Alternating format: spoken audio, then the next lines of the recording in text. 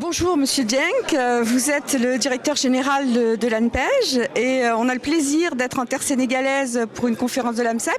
Tout d'abord, je voulais vous remercier au nom de l'AMCEP mais au nom de tous les participants pour l'accueil extrêmement chaleureux du Sénégal et puis de vous en particulier qui avez su mettre les petits plats dans les grands, comme on dit, pour que tout se passe au mieux. Je voulais vous poser quelques questions concernant cette conférence qui a accueilli de nombreux pays, de nombreuses délégations et qui recueille, je crois, l'assentiment de tous. Pourquoi ce thème de l'innovation vous intéressait tellement ? Merci Madame Alaïka. Je pense que c'est à nous de vous remercier pour avoir choisi le Sénégal pour abriter cette importante conférence de l'AMCEP. Le thème innovation, je pense que c'est à l'air du temps. Aujourd'hui, nous avons des services publics d'emploi qui ont commencé à dérouler le programme depuis des années avec les évolutions technologiques, avec les mutations institutionnelles. Je pense que c'est nécessaire quand même de réfléchir par rapport aux innovations sur les principaux axes d'intervention des agences. Et nous avons pensé que la première activité devrait porter sur l'accès à l'information. C'est utile. Aujourd'hui, la plupart des jeunes sont dans le désarroi. Ils ne savent pas à qui s'adresser, comment faire pour avoir les bonnes informations et les outils qui sont mis à leur disposition pour pouvoir disposer des offres de travail. Je pense qu'aujourd'hui, c'est une problématique qui est importante et sur laquelle nous devrons débattre. Et je pense que les échanges qu'on a eus sont tout à fait intéressants. Les innovations, c'est également dans le domaine de l'employabilité. Les jeunes sont prompts à dire que j'ai fait mes études, je n'ai pas de travail. Ou bien je n'ai pas de qualification, mais j'exige un travail. Je pense que pour donner aux jeunes le maximum de chances d'avoir un avenir professionnel, c'est de leur garantir une bonne employabilité. Une bonne employabilité, c'est une expérience qui peut s'acquérir à travers des stages d'adaptation, des stages d'apprentissage. Une bonne employabilité, c'est une bonne formation portée vers les orientations du marché de l'emploi. Il y a le récurrent problème de l'adéquation entre la formation et l'emploi qui revient très souvent. Qu'est-ce qu'il faut adapter les besoins, les formations par rapport aux besoins du marché du travail? Ou bien c'est le marché du travail qui doit s'adapter au profil? Je pense qu'il y a autant de problématiques, autant de questions qui sont posées et qui méritent de trouver réponse par rapport à ces grands échanges. Innovation également par rapport à l'employabilité, mais pour ceux qui n'ont pas de qualification. Si vous prenez le cas du Sénégal, c'est 46% des demandeurs d'emploi n'ont ni éducation ni formation.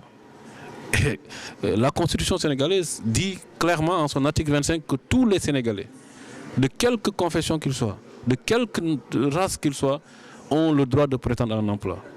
C'est des jeunes qui n'ont pas de qualification, qui n'ont pas de formation, mais pour qui l'État doit, de par ses missions régaliennes, trouver des solutions. C'est pourquoi également on a développé des profils de compétences dans le cadre des centres d'incubation. Aujourd'hui, on est en train de développer un important réseau de centres d'incubation par rapport aux différents corps de métier pour essayer de donner aux jeunes des qualifications qui peuvent faciliter ultérieurement leur insertion professionnelle. Le dernier aspect, c'est le financement. C'est le nœud de la guerre. Énormément de programmes, énormément de projets sont conçus pour créer des conditions de création massive d'emplois pour les jeunes. Mais ce qui manque le plus souvent, c'est les mécanismes de levée de fonds. Aujourd'hui, il y a des mécanismes innovants, comme le crowdfunding. Il y a énormément de secteurs qui peuvent être des gisements importants de captation, de capture de ressources financières.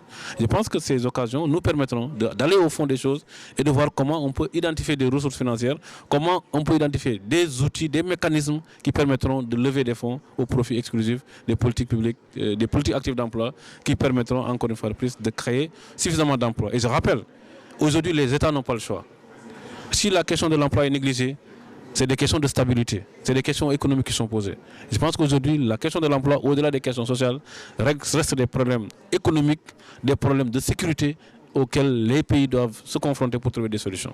Oui, effectivement, je pense que vous dressez un panorama tout à fait exhaustif et très juste de la situation mondiale de l'emploi, avec des inégalités très importantes. Mais je vois que le Sénégal et l'ANPEJ, puisque vous la représentez en tant que directeur général, est aujourd'hui très très impliqué dans ce dispositif et a réussi à emmener dans son sillage des partenaires, y compris des partenaires privés, puisqu'aujourd'hui nous avons la chance d'avoir avec nous de nombreux partenaires privés qui ont compris que c'était l'affaire de tous. Je ne suis pas certaine que tous les pays aient réussi, comme vous, à signer des conventions avec de multiples partenaires privés afin de contribuer notamment à l'attribution de stages ou même à des financements directs. Quelle est votre botte secrète? Comment avez-vous fait pour les convaincre? La chance du Sénégal, c'est d'avoir un président jeune qui comprend les problèmes des jeunes et qui va régler les problèmes des jeunes.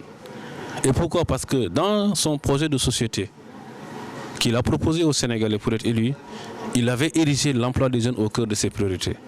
Et depuis qu'il a été élu à la tête de l'État, il ne cesse de poser des actes qui confortent cette position. Dès qu'il a été élu, il s'est engagé à la question du chômage des jeunes, en essayant de définir une nouvelle politique nationale d'emploi. Il ne s'en est pas limité à ça, il a demandé à la Commission économique pour l'Afrique de l'aider à financer un plan d'action opérationnel pour l'emploi des jeunes. Ce qui a amené cette révolutionnaire idée de pouvoir rationaliser les interventions dans le secteur de l'emploi des jeunes. C'est rare de voir un chef d'État qui vient au pouvoir et qui décide de dissoudre des structures pour mettre à la place une seule structure. Ça crée des problèmes sociaux. Ce n'est pas moins de 200 agents qui ont été mis sur le carreau. Mais c'était le prix à payer pour avoir une organisation efficace, rationalisée, qui puisse garantir des résultats. Et c'est heureux aujourd'hui que d'autres pays emboîtent le pas au Sénégal. Prenons le cas de la Côte d'Ivoire, ce n'est pas moins de 9 structures qui ont été supprimées tout récemment pour donner place à une nouvelle agence pour l'emploi des jeunes. Donc la chance du Sénégal, c'est d'avoir un président qui croit à l'emploi et à l'emploi des jeunes et qui est conscient des enjeux par rapport à ça. Et au-delà des initiatives qu'il a prises, il s'est engagé personnellement à aider dans la mobilisation des ressources.